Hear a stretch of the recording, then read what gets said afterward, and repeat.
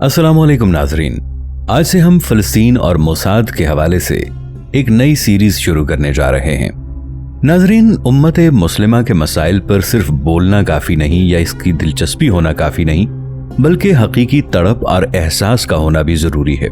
मशरिक़ वुस्ता के हालात और फ़लस्तीनी अवाम पर इसराइली बर्बरियत की सफ़ाकाना कार्रवाइयों से दिल दुखता था और आज भी दुखता है, लेकिन इन सफ़ाक सरगर्मियों से आगाही के लिए हम आपके लिए ये सीरीज लेकर आए हैं। इस दुआ के साथ इस सीरीज का आगाज करने जा रहे हैं कि अल्लाह ताला उम्मत मुस्लिमा को अपनी हिफाजत में रखे। नाजरीन, इसराइल ने अपने नाजायज वजूद को बरकरार रखने और अपने मुखालिफिन को रास्ते से हटाने के लिए मोसाद यानी इसराइली सीक्रेट सर्विस एजेंसी का जाल पूरी दुनिया में फैला रखा है। मशरिक़ वुस्ता तो खास कर इसका गढ़ है। मोसाद ने जुल्म सितम की ऐसी दास्तानें रकम की हैं कि जो शक्ल से मुहज़्ज़ब नजर आने वाले सेहोनियों की मकरूह शख्सियात को हमारे सामने लाने के लिए काफी हैं।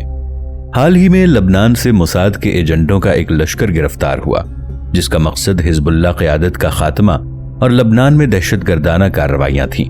मोसाद ने दमिश्क में हिजबुल्लाह के सिक्योरिटी चीफ अम्माद मगनिया को मौत के मुंह में धकेल दिया। अख़वानुल मुस्लिमून के हसन अल-सबाह से लेकर यासिर अरफात तक और हम्मास के सालार शेख अहमद यासीन से लेकर लबनान के साबिक वज़ीर आज़म रफ़ीक अल हरीरी समेत सैकड़ों अफराद की हलाकत का खून मोसाद के हाथों से हुआ। इसराइली खुफिया एजेंसी मोसाद के एजेंट अपने दुश्मनों की हर हरकत पर नजर रखे हुए हैं। ये एजेंट जासूस चारों तरफ फैले हुए हैं। ये अपने मुल्क को न सिर्फ इत्तलात और खुफिया मालूमात मुहैया करते हैं, बल्कि ये इसराइल मुखालिफ मुल्कों में अस्करियत पसंद गिरोहों की पुश्त पनाही भी करते हैं। मोसाद बराह रास्त वज़ीर आज़म को जवाबदेह होती है। अगरचे इसराइली खुफिया एजेंसी में खिदमात अंजाम देने वाले अफसरों और एजेंटों का ताल्लुक महकमा दिफा से होता है, लेकिन इसके बावजूद मोसाद को एक सिविल इदारे का दर्जा हासिल है और इसके किसी एजेंट को मिलिट्री रैंक तफवीज नहीं किया गया। मोसाद का सबसे अहम विंग स्पेशल ऑपरेशंस डिवीजन है, जिसे उर्फ आम में मेटसाडा के नाम से जाना जाता है। ये मेटसाडा विंग मुख्तलिफ रियासतों को गैर मुस्तहकम करने में महारत रखता है। मेटसाडा कई अरब रहनुमाओं के कत्ल की साजिश में मुलव्वस रही है। मोसाद को सबसे ज्यादा पुरअसरार और खुफिया इंटेलिजेंस कहा जाता है। ये अबरानी जबान की एक इबारत का मुखफ़्फ़ है, the institute for intelligence and special assignment.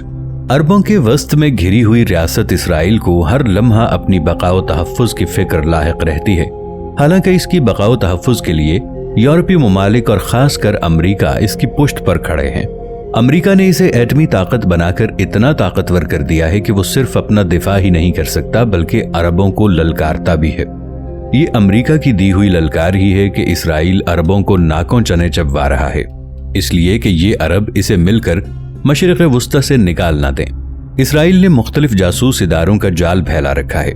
Israel जैसी छोटी सी रियासत की दिफाई सलाहियत का इन्हिसार अपनी जदीद तरीन एयरफोर्स, नेवी और आर्टिलरी पर है, और इन सबसे भी ज्यादा अपनी इंटेलिजेंस मोसाद पर। एक खतीर रकम मोसाद के हवाले से मुख्तस की जाती है। ये इतनी खुफिया एजेंसी है कि इसके बारे में कोई अहलकार इसका तज़किरा नहीं करता, इसका नाम नहीं लिया जाता। मोसाद का मोटो है, बाय वे ऑफ डिसेप्शन थो शाल्ट डू वॉर। 1990 की दहाई के दौरान मोसाद के मामलात को शफ़ाफ बनाने के लिए मुतअद्दिद इक़दामात किए गए। मोसाद की तारीख में पहली बार इसके डायरेक्टर का नाम मंजर आम पर आया। इसराइल की यह खुफिया एजेंसी अपने 67 बरस मुहीत सफर में बहुत सी खूनिया कारनामों की मालिक बनी है। नाजी रहनुमा एडवुल्फ एचमिन की गिरफ्तारी मोसाद की अहम तरीन फतह थी। वो अर्जेंटाइन में रिकाल्डो क्लेमेंट के नाम से क़याम पजीर था। इसराइली एजेंटों ने इसे गिरफ्तार किया और खुफिया रास्ते से इसराइल लाए, जहां इसे ट्रायल के बाद फांसी दे दी गई। 1996 में मोसाद ने हम्मास के एक सीनियर रहनुमा को धमाका खेज मोबाइल फोन की मदद से कत्ल किया। हालिया दिनों में मोसाद उन यहूदियों की मदद कर रही है जो इसराइल में पनाह हासिल करना चाहते हैं। इस मकसद के लिए 1984 में ऑपरेशन मैसेज शुरू किया गया, जिसके तहत इथियोपिया से हजारों यहूदियों को खुफिया रास्ते से इसराइल मुंतकिल किया गया।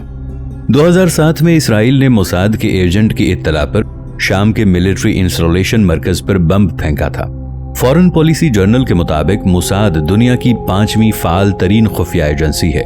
2006 میں اسرائیل کو حزب اللہ کے خلاف جس شرمناک جنگ کا سامنا کرنا پڑا تھا، اب وہ پوری طرح سے حزب اللہ کی طاق میں ہے۔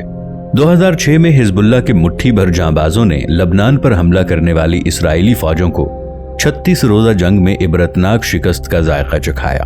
تب سے موساد کے ایجنٹ لبنان میں حزب اللہ کی سرگرمیوں پر نظر رکھنے اور حسن نصر اللہ کے ٹھکانوں کی تلاش میں منظم انداز میں کام کر رہے ہیں۔ حسن نصر اللہ کو قتل کرنے کے لیے کئی سازشیں کی گئیں جو ناکام رہیں۔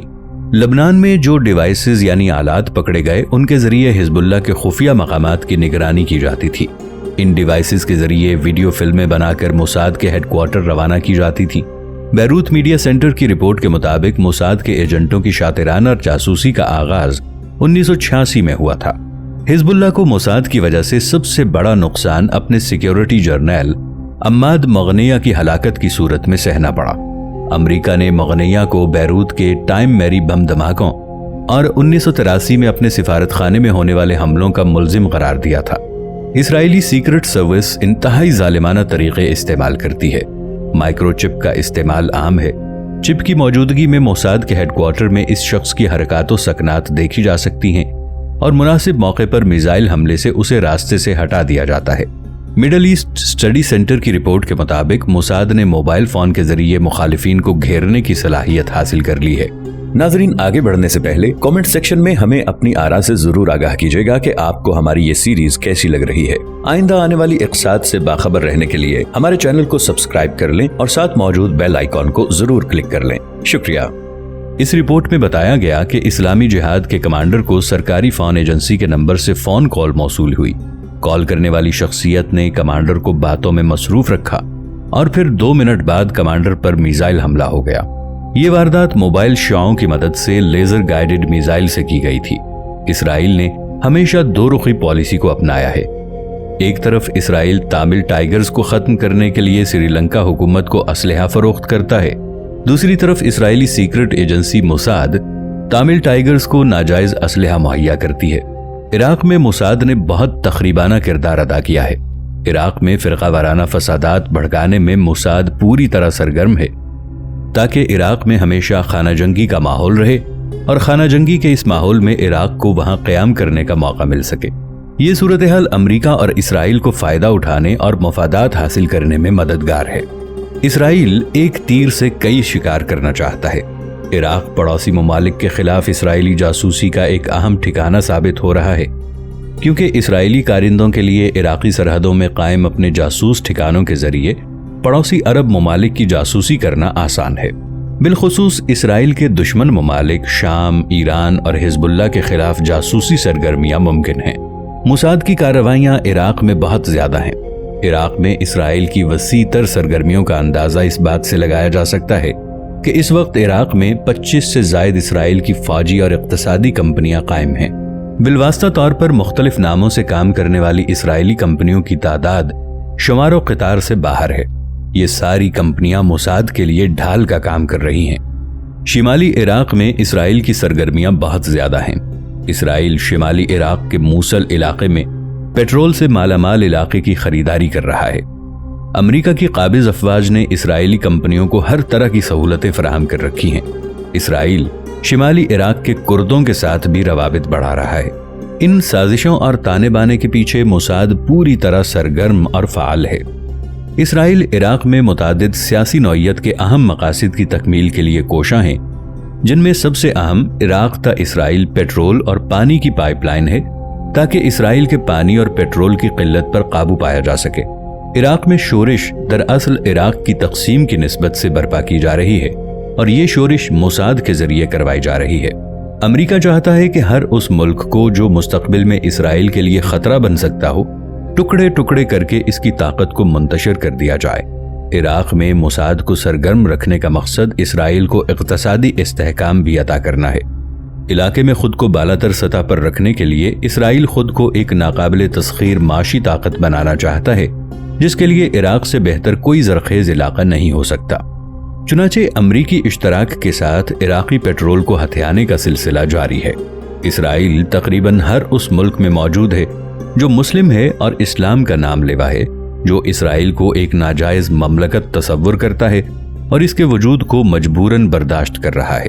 सूडान में मुसलमानों को इस्लाम से बरगश्ता करने के लिए ईसाई मिशनरियां काम कर रही हैं। इन ईसाई मिशनरियों को मोसाद की पूरी हिमायत हासिल है, बल्कि मोसाद की हुदूद से ही ये बिला खौफ अपने साजिशी किरदार को फैलाए हुए हैं। सूडान में खाना जंगी को भड़काने में भी मोसाद का हाथ है। सूडान और खर्तूम के बागी ग्रुपों को इसराइल न सिर्फ तरबियत बल्कि पैसा भी देता है। मोसाद इंडिया के साथ मिलकर मुसलमान ममालिक के खिलाफ बहुत सी साजिशों में मुलव्वस है। मोसाद ने मुसलमानों के खिलाफ पूरी दुनिया में एक जाल फैला रखा है। बम धमाके, अहम इमारात की तबाही, खाना जंगी, बागी ग्रुपों की मदद, असलहे और माल की फराहमी और अहम शख्सियात का खात्मा। मोसाद के हाथ खून और फसाद में रंगे हुए हैं। मोसाद पाकिस्तान के खिलाफ भी पूरी तरह सरगर्म है। पाकिस्तान में तखरीबी कार्रवाइयों में भी मोसाद का हाथ है। मोसाद और रॉ पाकिस्तान को सुख का सांस लेने नहीं देना चाहती। इस वक्त मोसाद और रॉ के नेटवर्क ने पाकिस्तान को दहशतगर्दाना कार्रवाइयों के लिए हदफ बना रखा है। मोसाद का तरीक़ा वारदात इंतहाई खुफिया और पुरअसरार और इसके हथकंडे बहुत जालिमाना हैं। मुसलमान ममालिक को पारा पारा कर देने के लिए काम करने वाली मोसाद का मुकाबला अपनी एजेंसियों को फाल बनाकर ही किया जा सकता है, वरना मोसाद मुसलमान ममालिक को ले डूबेगी, इनके इदारों और शख्सियात को तबाह कर देगी। मोसाद के तोड़ के लिए हमें अपने ज़हीन और हाजिर दिमागों को तैयार करना होगा, जो अपनी जहानत से मोसाद पर भारी पड़ने के अहल हों। इसराइली खुफिया एजेंसी मोसाद की शरंगेजियों से अरब और मुस्लिम ममालिक कभी भी महफूज नहीं रहे। इसका दायरा-ए-कार पूरी दुनिया में फैला हुआ है। मोसाद यहूदी पनाहगुज़ीनों की मख्फी तहरीकों का भी जिम्मेदार है, जो शाम, ईरान और इथोपिया के बाहर मौजूद हैं। मगरिब और अक़वाम मुत्तहिदा में मौजूद कई साबिका कम्युनिस्ट ममालिक में मोसाद के एजेंट मुतहर्रक हैं। मोसाद का हेडक्वार्टर तल अबीब में है। 1980 में सामने आने वाले आदादो शुमार के मुताबिक इस तंजीम के अराकीन की तादाद 1500 से 2000 के करीब थी, मगर हालिया दिनों में सामने आने वाले आदादो शुमार के मुताबिक इसके खास अराकीन की तादाद 1200 है। दुनिया भर में मौजूद इसके एजेंटों की तादाद 35,000 है, जिनमें से 20,000 मुतहर्रक एजेंट हैं और 15,000 गैर मुतहर्रक एजेंट हैं, जिन्हें जरूरत पड़ने पर काम में लाया जाता है। तंजीम से ताल्लुक रखने वाले हर फर्द के लिए जरूरी है कि अवामी सतह पर उसकी शनाख्त न हो, लिहाजा मोसाद के डायरेक्टर के लिए ये शर्त ज्यादा कड़ी समझी जाती है। मगर मार्च 1996 में इसराइली हुकूमत ने मेजर जनरल डैनी या तुम शब्ताई शादत की जगह तकर्री का बाकायदा ऐलान किया। शब्ताई ने 1996 के आगाज में अपने ओहदे से इस्तीफा दे दिया था। इस तंजीम को आमतौर पर मरकजी इदारा बराए इत्तेहाद, मरकजी इदारा बराए हिफाजत और इत्तलात के तौर पर जाना जाता है। मोसाद 1 अप्रैल 1951 को वजूद में आई। इसको उस वक्त के इसराइली वजीर आजम डेविड बेन गॉरिन ने बनाया था, जिनका कहना था कि इस तंजीम के क़याम का मकसद ये है कि हमें मालूम हो सके कि इसराइल के इर्द गिर्द क्या हो रहा है। बज़ाहिर इसराइली मफादात के तहफ़्फ़ुज़ के लिए बनाई जाने वाली ये तंजीम इस वक्त दुनिया भर में दहशतगर्दी फैलाने में अहम किरदार अदा कर रही है। इस तंजीम के 8 डिपार्टमेंट हैं, अगरचे इस तंजीम से मुताल्लिक बहुत सी बातें अभी भी मख्फी हैं। कलेक्शन डिपार्टमेंट इसका सबसे बड़ा शोबा है, जिसकी जिम्मेदारी में बैरून ममालिक सरकारी दफातर और सिफारत खानों की जासूसी शामिल है। ये शोबा मुख्तलिफ डेस्कों पर मुश्तमिल है, जिसमें एक मखसूस जोग्राफियाई इलाके की जिम्मेदारी आयद होती है। दुनिया भर में फैले जासूस इसे कंट्रोल करते हैं। साल 2000 के आगाज में मोसाद ने कलेक्शन ऑफिसर्स की भर्ती के लिए बाकायदा इश्तिहार दिया था। Political action and licence department के नाम से मोसाद के एक और शोबे का काम गैर मुल्की खुफिया सर्विस के साथ दोस्ती और सियासी सरगर्मियों पर नजर रखना है, और ऐसे ममालिक जिनके इसराइल के साथ अच्छे ताल्लुकात नहीं, उनके साथ मेल मिलाप बढ़ाना है, ताकि इन ममालिक से इनके एजेंट मुफीद मालूमात इकट्ठी कर सकें। स्पेशल ऑपरेशन डिवीजन में मौजूद अराकीन इंतहाई हसास कत्ल करने, तबाही और बर्बादी की तहरीकें चलाने, पैरामिलिट्री और नफ्सियाती जंगो जदल के मंसूबों पर काम करने पर मामूर किए जाते हैं। लैब डिपार्टमेंट नफ्सियाती जंगो जदल, प्रोपेगेंडा और धोखादही जैसे उमूर पर काम करता है। मोसाद का एक और शोबा है जो तहकीक से वाबस्ता है, और इसे रिसर्च डिपार्टमेंट का नाम दिया गया है। इसकी जिम्मेदारी में रोजाना की सूरत हाल की रिपोर्ट, हफ्तावाराना और माहाना रिपोर्टें शामिल हैं। یہ شعبہ 15 جغرافیائی سیکشنز یعنی ڈیسک میں تقسیم ہے، جن میں امریکہ، کینیڈا، مغربی یورپ، لاطینی امریکہ، سابق سوویت یونین، چین، افریقہ، مراکو، الجیریا، تیونس، لیبیا، عراق، اردن، شام، سعودی عرب، متحدہ عرب امارات اور ایران شامل ہیں۔ ایک نیوکلیئر نامی ڈیسک بھی یہاں موجود ہے جس کا کام دنیا بھر کے نیوکلیائی ایشوز پر توجہ مرکوز کرنا ہے۔ ٹیکنالوجی ڈپارٹمنٹ کا کام جدید ٹیکنالوجی جو کہ موساد کے مختلف آپریشنز میں مددگار ثابت ہو سکتی ہو، اسے حاصل کرنا ہے۔ اپریل 2001 میں موساد نے اخبار میں مدد چاہیے کے عنوان سے ایک اشتہار شائع کیا تھا جس میں الیکٹرانکس انجینئر اور کمپیوٹر سائنسدان مانگے گئے تھے جو موساد کے ٹیکنالوجی یونٹ کو چلا سکیں۔ اسرائیل دنیا بھر کی کئی اہم شخصیات کے قتل کی سازشوں میں ملوث رہا ہے۔ حماس کے رہنما خالد مشعل کو بھی موساد نے زہر دے کر قتل کرنے کی کوشش کی تھی۔ اہم فلسطینی رہنماؤں کے قتل میں اسی تنظیم کا ہاتھ رہا ہے جس میں احمد یاسین اور یاسر عرفات جیسے اعلیٰ پائے کے لیڈر بھی شامل ہیں۔ دنیا بھر کے کئی اغوا، دھماکے اور سیاسی ہنگاموں کے پیچھے بھی موساد کے ایجنٹ کار فرما ہوتے ہیں۔ گزشتہ کچھ عرصے سے موساد کی سازشی تحریک کا محور عراق بنا ہوا ہے۔ عراق میں موساد کی کارروائیوں کے حوالے سے بہت سے حقائق سامنے آ چکے ہیں۔ عراق میں موساد کی بڑھتی ہوئی کارروائیاں کوئی نیا واقعہ نہیں ہے، بلکہ جس وقت سے صدر بش نے عراق پر حملہ کرنے کا فیصلہ کیا تھا اس وقت سے اسرائیل عراق میں سرگرم ہے۔ عراق میں بڑھتی ہوئی خونریزی اور روز کے پرتشدد واقعات کے متعلق اخبارات میں جو کچھ شائع ہوتا رہا، امریکہ انہیں القاعدہ یا لسانی اور گروہی تصادم کا رنگ دے کر پیش کرتا رہا۔ لیکن حالیہ دنوں میں مختلف شواہد کی روشنی میں یہ بات ثابت ہو چکی ہے کہ عراق میں جاری دہشت گردی کی کارروائیوں کے پیچھے اسرائیلی خفیہ ایجنسی موساد کا ہاتھ ہے۔ موساد کی جانب سے ان کارروائیوں کا جہاں بے گناہ عراقیوں کو تشدد کا نشانہ بنانا ہے، وہیں دوسری طرف ان عراقی مزاحمتی تحریک کو بے اثر کرنا بھی شامل ہے تاکہ عوامی اعتماد کو مجروح کیا جا سکے۔ دلائل اور شواہد کی روشنی میں یہ بات پائے ثبوت کو پہنچ چکی ہے کہ موساد امریکہ کی قبضہ گیر افواج کے اشتراک سے عراق میں زبردست خون خرابہ کر رہی ہے۔ کسی ایک گروہ کے خلاف پرتشدد کارروائیاں انجام دے کر موساد دوسرے گروہ میں عداوت کے جذبات بھڑکا رہی ہے تاکہ شیعہ سنی آپس میں باہم دست و گریبان ہو جائیں۔ موساد عراق میں فرقہ وارانہ آگ بھڑکانے کی پالیسی پر گامزن ہے تاکہ عراق میں خانہ جنگی کا ماحول پیدا ہو جائے اور خانہ جنگی کی آگ پورے عراق کو اپنی لپیٹ میں لے لے۔ چنانچہ اس وقت عراق میں وسیع پیمانے پر جاری نسلی تطہیر موساد کی طویل کوششوں کا نتیجہ ہے۔ اسرائیل اپنے اس اقدام کے ذریعے ایک تیر سے کئی شکار کرنے کا خواہاں ہے۔ ان پرتشدد کارروائیوں کے ذریعے اسرائیل پہلا مقصد یہ حاصل کرنا چاہتا ہے کہ عراق کی تاریخی سرزمین، جو تاریخی لحاظ سے اسرائیل کے لیے کافی اہمیت کی حامل ہے، ٹکڑے ٹکڑے ہو جائے۔ مسلکی اور گروہی تنازعات کو بنیاد بنا کر اس کو منظر سے غائب کر دیا جائے۔ اسرائیل کے لیے عراق کی تقسیم انتہائی اہمیت کی حامل ہے کیونکہ اس کے بغیر نیل سے فرات تک عظیم تر اسرائیلی سلطنت کی تشکیل کا خواب شرمندہ تعبیر نہیں ہو سکتا۔ اسرائیل عراق کے حصے بکھرے کرنے کے لیے امریکہ کو بھرپور طریقے سے استعمال کر رہا ہے۔ اس ضمن میں امریکہ میں عراق کی تقسیم سے متعلق قرارداد بھی منظور کی جا چکی ہے جس کے مطابق عراق کا ایک حصہ سنی طبقے کا ہوگا، دوسرا شیعہ اور تیسرا کرد قبائل کو دیا جائے گا۔ سوال یہ پیدا ہوتا ہے کہ آخر کوئی غاصب ملک کس طرح خود مختار ملک کا تقسیم کا حق رکھتا ہے؟ امریکہ کی اس ضمن میں ساری کوششیں اسرائیل کے لیے ہیں کیونکہ وہ چاہتا ہے کہ ہر وہ ملک جو مستقبل میں اسرائیل کے لیے خطرہ ثابت ہو سکتا ہے اس کو طاقت کے ذریعے ختم کر دیا جائے۔ عراق میں جاری شورش کا تیسرا اہم مقصد یہ ہے کہ عراق پڑوسی ممالک کے خلاف اسرائیلی جاسوسی کا ایک اہم ٹھکانہ ثابت ہوگا۔ موساد کے اہلکاروں کے لیے عراقی سرحدوں میں قائم اپنے جاسوسی ٹھکانوں کے ذریعے پڑوسی عرب ممالک کی جاسوسی کرنا آسان ہوگا۔ خاص طور پر اسرائیل کے دشمن ممالک شام، ایران اور حزب اللہ کے خلاف جاسوسی سرگرمیاں ممکن ہوں گی۔ عراق میں موساد کو سرگرم رکھنے کا یہ ایک اہم مقصد ہے۔ انہی وجوہات کی بنا پر اسرائیل عراق میں اپنی سرگرمیوں میں اضافہ کرتا جا رہا ہے۔ عراق میں اسرائیلی سرگرمیوں میں آئے دن اضافہ ہوتا جا رہا ہے۔ کسی بھی تجزیہ نگار کے لیے عراق میں جاری اسرائیلی سرگرمیوں کے وسعت کا احاطہ کرنا ممکن نہیں ہے۔